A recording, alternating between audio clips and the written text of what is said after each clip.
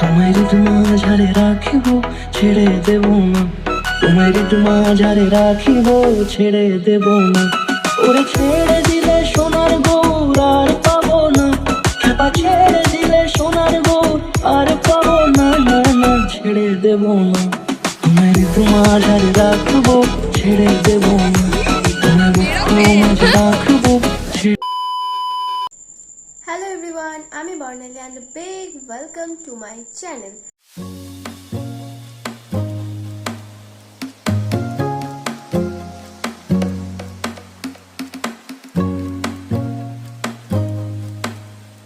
তো টাইটেল আর থাম্বনেল দেখে তোমরা বুঝেই গেছো যে আমরা শান্তিনিকেতন গেছিলাম।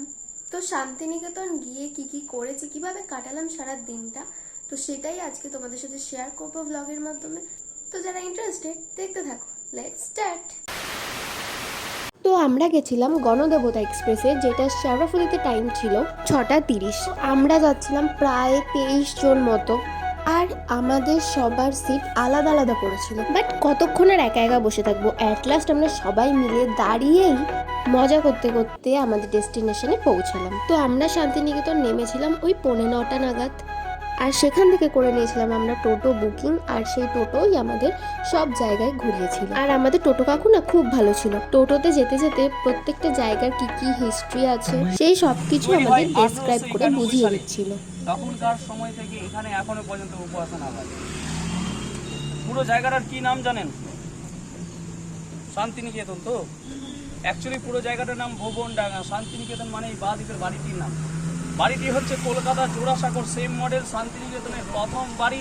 এই বাড়ি 1863 সালে রবি ঠাকুরের বাবা বানান। এই বাড়িটি যখন তৈরি করেন, বাড়িটি 3টি কালচার নিয়ে, সামনে দিকে উপরটা গির্জা, পেছনটা মন্দির, ডান পাশে মসজিদের মিনার। কারণ এই উদ্দেশ্যে বানিয়েছেন যেটা সমস্ত রকম ব্যক্তিজনের জন্য, মানুষের জন্য। তো দেখতে পেলে তো টোটো কাকু কি সুন্দরভাবে ডেসক্রাইব করছিল, আর আমরাও এই প্রাকৃতিক দৃশ্যগুলো উপভোগ করছি, আর সাথে প্রতিটা জায়গার ডিটেলসও জানতে পারছি।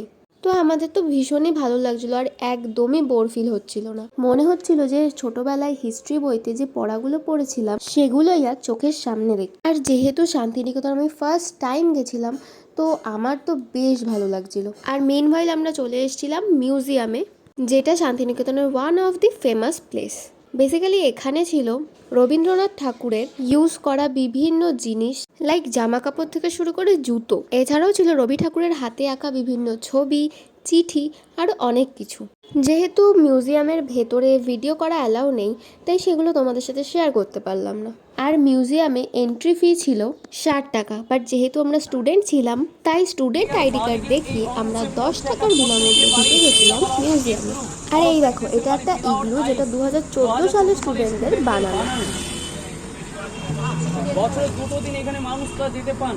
সেই 2টো দিন হচ্ছে ডিসেম্বর মাসে 1 তারিখ 2 তারিখ নন্দন মেলাতে, যেটা হচ্ছে নন্দলাল বোসের জন্মদিনের উদ্দেশ্যে মেলা। আর এরপর আমরা চলে এসেছিলাম সৃজনী শিল্পগ্রামে, আর এই জায়গাটা ছিল একদম গ্রিনারিতে ভর্তি, মানে এক কথায় অসাধারণ। এখানেও সেম সিস্টেম ছিল, স্টুডেন্ট আইডি কার্ড দেখালে 10 টাকায় আমরা এখানে এন্ট্রি করতে পারবো। তো যেমনটা তোমাদের বললাম, চারিদিকে শুধু ধুধু সবুজ মাঠ, আর মাঠের মাঝখানে কোথাও কোথাও হচ্ছে বাউল গানও। আর কিছু কিছু জায়গায় এটা ডেকোরেট করা হয়েছে গৌতম বুদ্ধের মূর্তি দিয়ে। আর এই দেখো, এখানে কিন্তু অনেকেই বাউল গানের তালে তালে নাচও করছিল।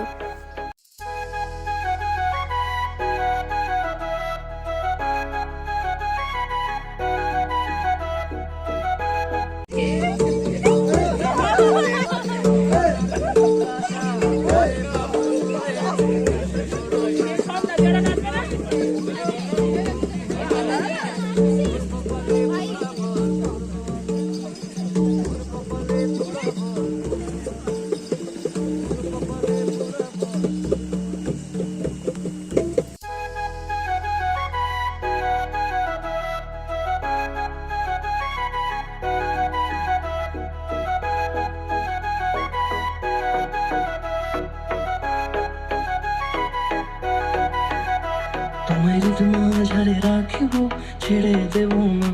আর এখানে একটু আধটু ছোটোখাটো দোকানপাটও বসে। আর এখানে যেমনটা তোমরা জানো, হ্যান্ডমেড জুয়েলারি কিন্তু অনেকটাই কম দাম। আর শুধু জুয়েলারিও নয়, জামা কাপড়ও ছিল, আর সাথে ছিল বাচ্চাদের খেলনার জিনিস, আর অনেক রকম সুন্দর সুন্দর শোপিসও। তো এখান থেকেও টুকটাক কিছু শপিং করাই যেতে পারে বাড়ির লোকদের জন্য।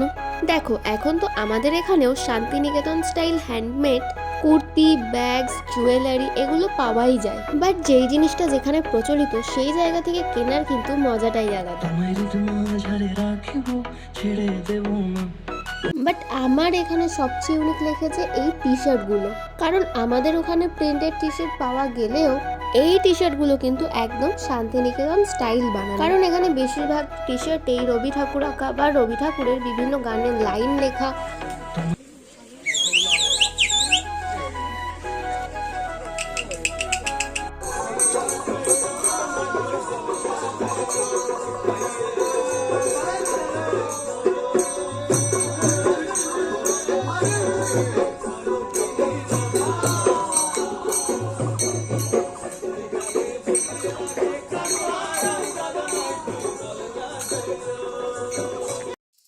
তো যেমনটা বললাম তোমাদের, এখানে কিন্তু প্রায় অনেক জায়গাতেই বাউল গানের এরকম আসর দেখা যাবে। অনেক ঘোরাফেরা হলো, এবার আমরা চলে গেলাম ডিরেক্ট লাঞ্চ করতে।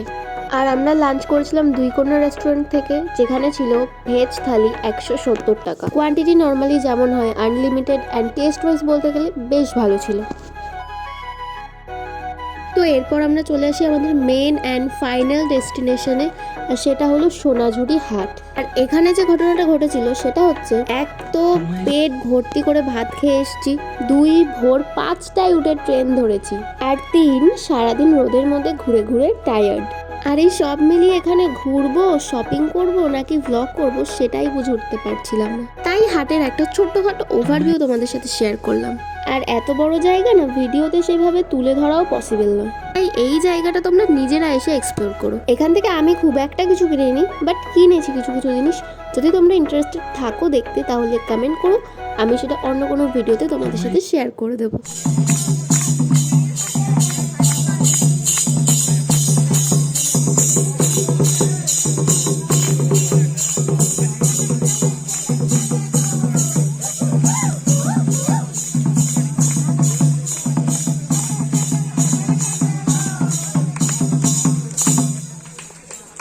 ফাইনালি আমাদের ঘোরাফেরা কমপ্লিট, এবার আমাদের বাড়ি যাওয়ার পালা। ও তোমাদের সাথে তো এটাই শেয়ার করা হয়নি যে আমাদেরকে ঘুরতে কে নিয়ে গেছিল। তো আমাদের ঘুরতে নিয়ে গেছিল আমাদের স্যার কাম দাদা, আর আমরা কিন্তু সারাদিনটাকে দারুণ মজা করে কাটালাম, আর তার সাথে কিন্তু ভালো ভালো ছবিও তুলেছি। তো আজকের মতো চলি, তোমাদের ভিডিওটা কেমন লাগলো কমেন্টসে জানিও। ভালো লাগলে একটা লাইক, আর চ্যানেলে নতুন হলে সাবস্ক্রাইব করে দিও, আর আমার Instagram and Facebook handle visit করতে ভুলো না। টাটা।